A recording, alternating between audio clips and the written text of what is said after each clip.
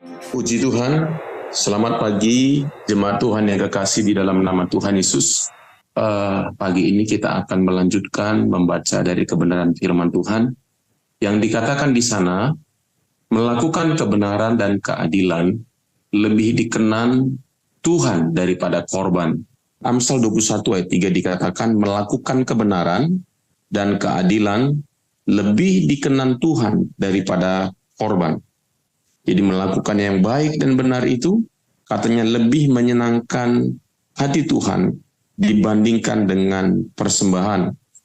Nah, saudara, kalau kita membaca di dalam ayat-ayat ini, ya, seolah-olah ayat ini berbicara tentang melakukan kebaikan, ya, kebenaran dan keadilan itu ya, melakukan hal yang benar dan adil, atau melakukan kebaikan-kebaikan, memiliki belas kasihan, itu lebih penting daripada kita memberi persembahan kepada Tuhan. Ini menarik, saudara.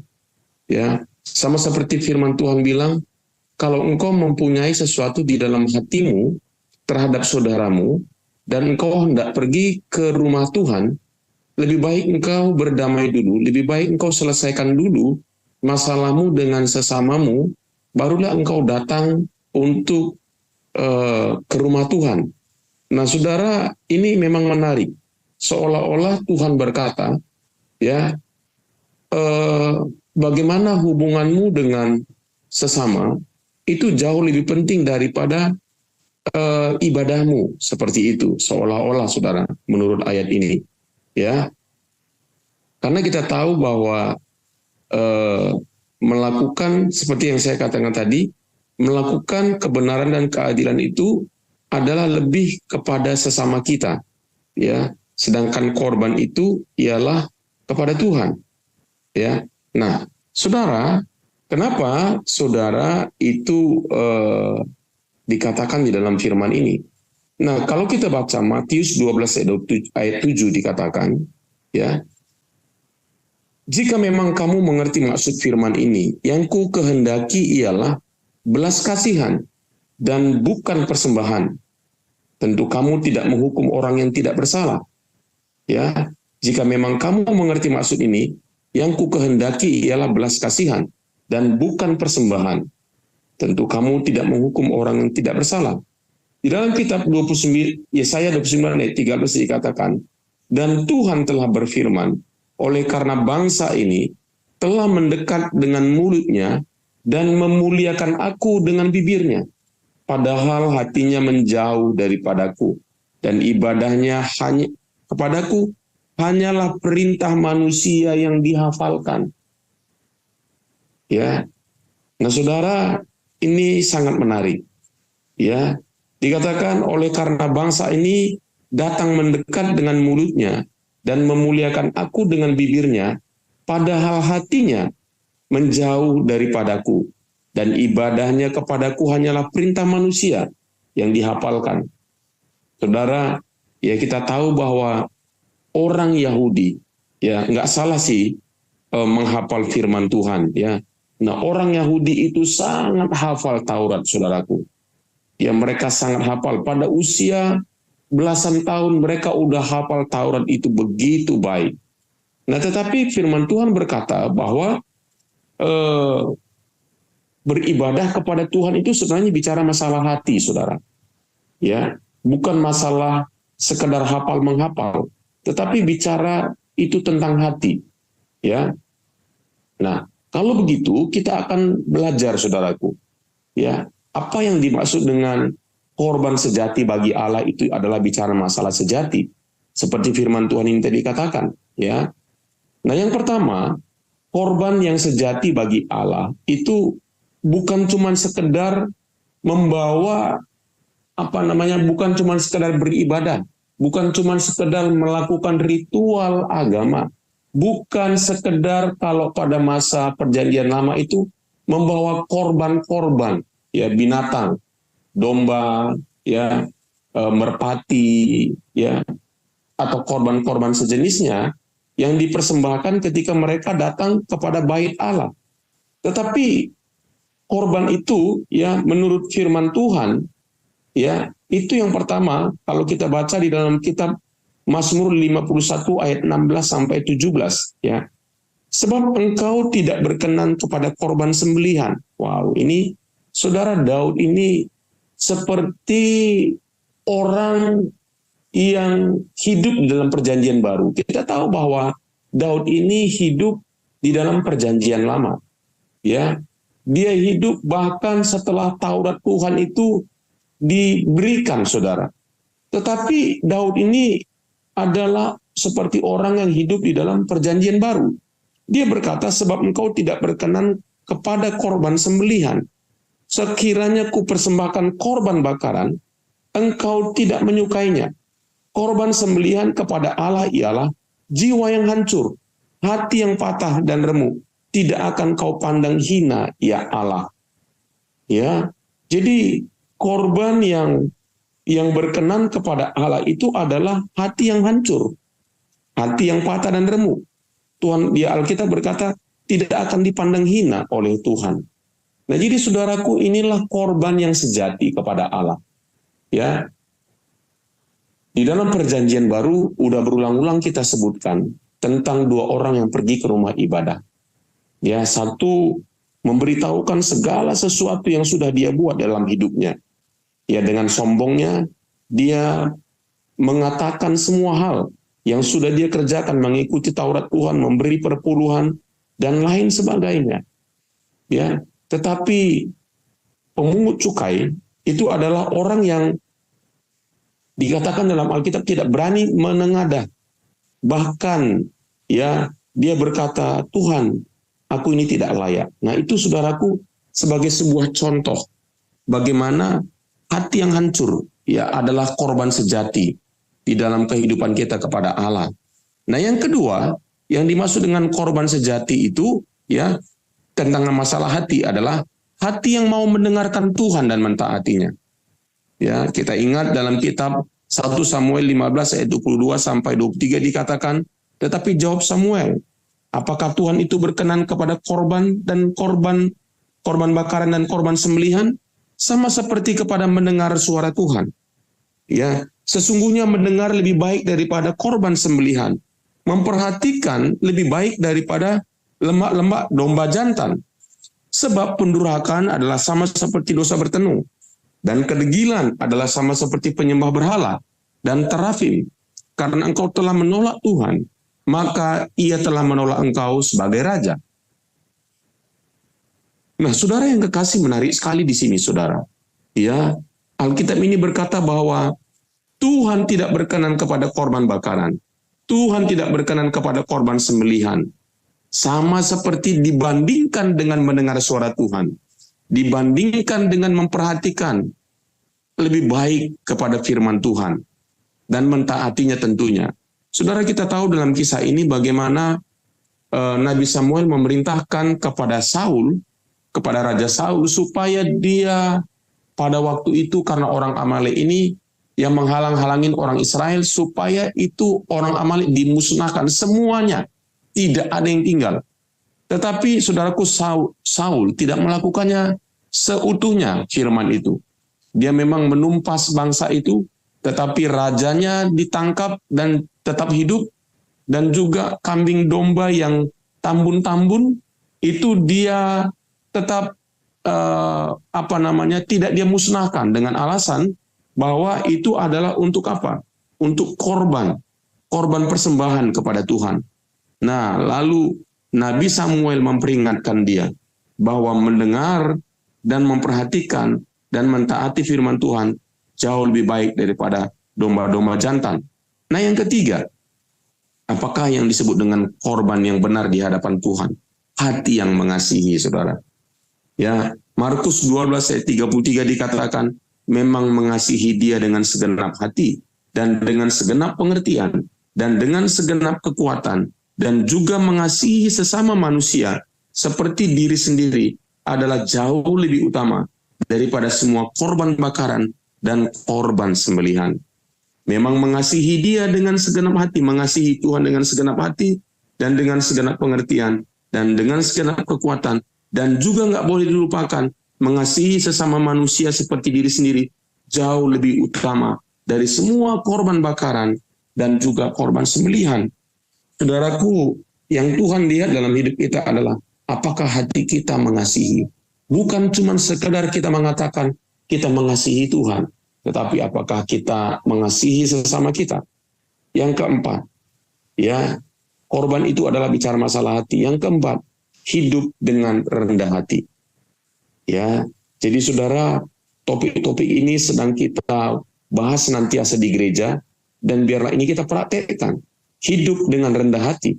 Mika 6 ayat 6-8 dikatakan, dengan apakah aku akan pergi menghadap Tuhan dan tunduk menyembah kepada Allah yang di tempat tinggi?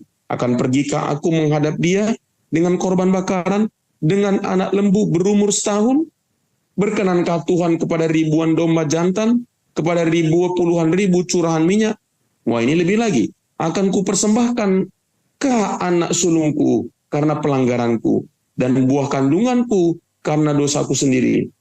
Hai manusia, telah diberitahukan kepadamu apa yang baik, dan apakah yang dituntut daripadamu, selain berlaku adil, mencintai kesetiaan, dan hidup dengan rendah hati di hadapan Allahmu. Saudara, yang disebut dengan korban bukan hal-hal yang tadi, ya, dikatakan pergi menghadap Tuhan, tunduk dan menyembah kepada Allah di tempat tinggi dengan membawa korban bakaran, anak lembu berumur setahun. Ya, berkenankah Tuhan kepada ribuan domba jantan, puluhan ribu curahan minyak? Kupersembahkankah anak sulungku karena pelanggaranku dan buah kandunganku? Tetapi firman Tuhan berkata, ya, korban itu adalah hidup dengan rendah hati di hadapan Tuhan. Jadi ini ada 4 hal. Kalau kita mau berbicara tentang korban yang benar di hadapan Tuhan, yang tidak dipraktekkan, saudaraku, oleh orang-orang Israel pada waktu itu. Ya, nah di dalam perjanjian baru saudara tahu bahwa orang Farisi itu melakukan hukum-hukum dengan sangat ketat. Namun mereka nggak punya belas kasihan, saudara. Mereka sepertinya sangat beribadah kepada Allah. Saking cintanya kepada Taurat Tuhan, itu gulungan tersebut mereka cium, saudara. Ya, mereka melakukan itu. Ya, ada gulungan kitab. Ya, kalau saudara pernah ke Israel itu, mereka ada scrollnya, ya. Ada seperti gulungan kitab itu, ya. Mereka ditaruh di dalam bilik kaca, bahkan mereka menciumnya, saudaraku. Saking mereka katakan mereka mencintai Taurat Tuhan. Namun, kerap kali, saudaraku, mereka sangat tidak peduli atau kejam terhadap sesamanya. Mereka tidak punya belas kasihan. Nah, itulah yang Tuhan katakan kepada orang-orang Farisi. Dan saudaraku, ini juga peringatan buat kita. Kita juga bisa hidup seperti itu, saudara. Kita sangat beribadah, tapi kita nggak punya belas kasihan. Kita nggak hidup dalam keadilan. Ya, itu contohnya adalah ketika mereka menangkap seorang perempuan yang kedapatan berzina, dan mereka membawanya kepada Tuhan, dan mereka ingatkan hukum Taurat Musa. Menurut hukum Taurat Musa, orang ini harus dilempari sampai mati. Saudara bisa bayangkan, ya, tidak lagi ada belas kasihan di sana. Ya, yang paling utama bagi mereka adalah bagaimana supaya hukum-hukum itu tidak dilanggar. Saudara, ya, jangan sampai kita seperti itu, ya. Jangan sampai ketika kita, ya, melakukan hukum-hukum Tuhan, tetapi kita tidak punya lagi belas kasihan. Ya, nah ini yang Tuhan tidak mau, saudaraku. Ya, belas kasihan itu begitu pentingnya, ya, di hadapan Tuhan. Ya, itu sebabnya Tuhan berkata betapa pentingnya belas kasihan. Kebenaran dan keadilan itu berpasang-pasangan, saudara. Ya, Mazmur 99 ayat 4 dikatakan begini, Raja yang kuat, yang mencintai hukum, Engkaulah yang menegakkan kebenaran, hukum dan keadilan di antara keturunan Yakub. Engkaulah yang melakukannya. Nah, Mazmur 111 ayat 7. Perbuatan tangannya ialah kebenaran dan keadilan. Segala titahnya teguh. Kebenaran dan keadilan. Keadilan disebut juga sebagai belas kasihan. Yeskiel 18 ayat 5. Kalau seseorang adalah orang benar, ia akan melakukan keadilan dan kebenaran. Ya. Efesus 5 ayat 9 dikatakan, karena terang hanya berbuahkan keadilan berbuahkan kebaikan dan keadilan dan kebenaran. Nah, saudara, untuk lebih memudahkan ini, saudara, untuk mengerti ini, mari kita lihat sejenak bagaimana Tuhan memberi perumpamaan tentang orang Samaria yang baik hati. Dalam kitab Lukas 10 ayat 37 sampai 37 dikatakan begini, jawab Yesus, adalah seorang yang turun dari Yerusalem ke Yeriko. Ia jatuh ke tangan penyamun-penyamun yang bukan saja merampoknya habis-habisan, tetapi yang juga memukulnya, yang sesudah itu pergi meninggalkannya setengah mati. Kebetulan ada seorang imam turun melalui jalan itu. Ia melihat orang itu, tetapi ia melewatinya dari seberang jalan.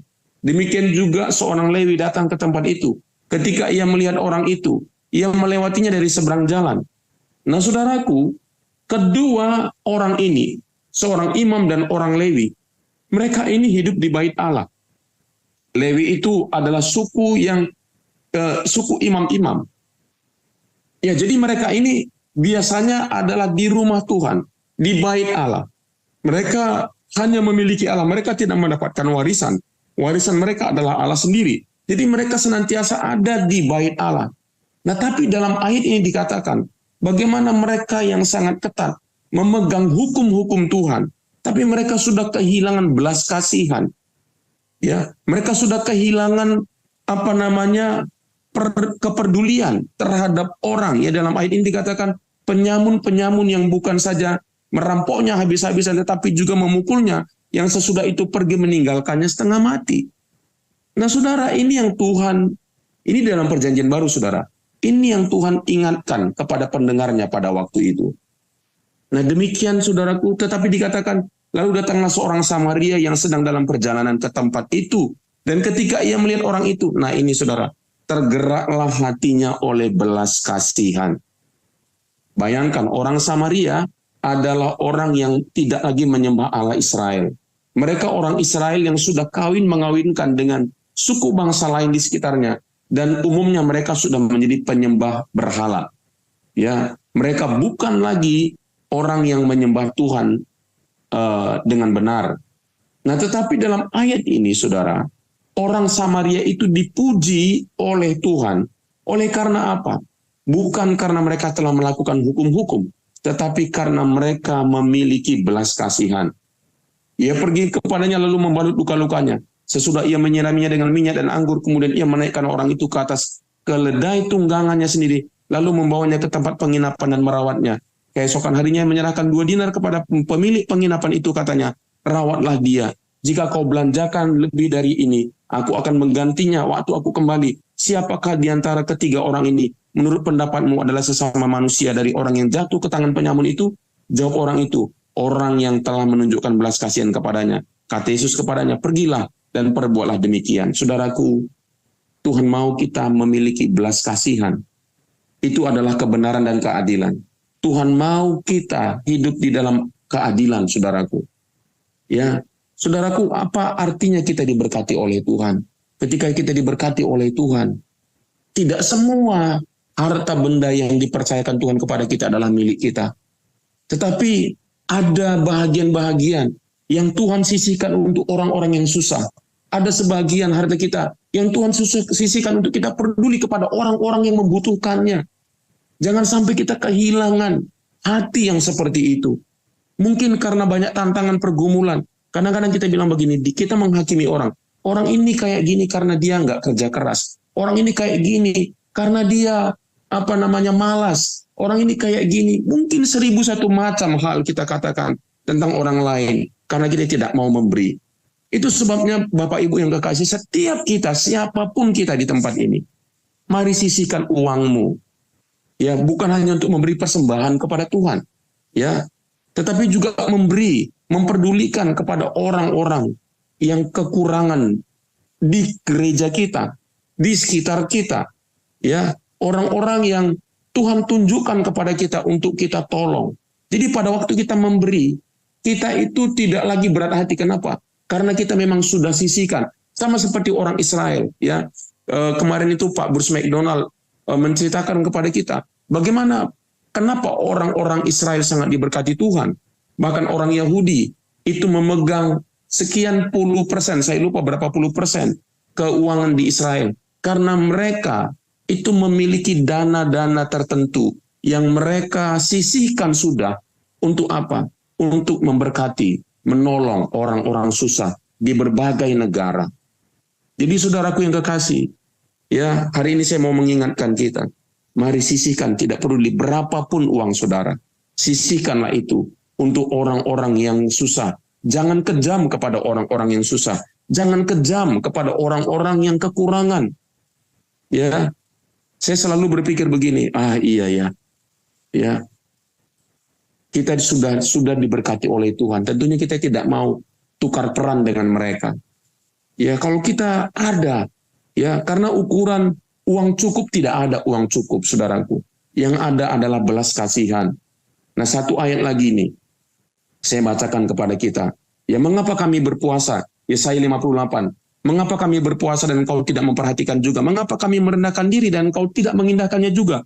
Sesungguhnya pada hari puasamu engkau masih tetap mengurus urusanmu, dan kamu mendesak-desak semua burumu. Sesungguhnya kamu berpuasa sambil berbantah dan berkelahi, serta memukul dengan tinju dan tidak semena-mena. Dengan caramu berpuasa seperti sekarang ini, suaramu tidak akan didengar di tempat tinggi.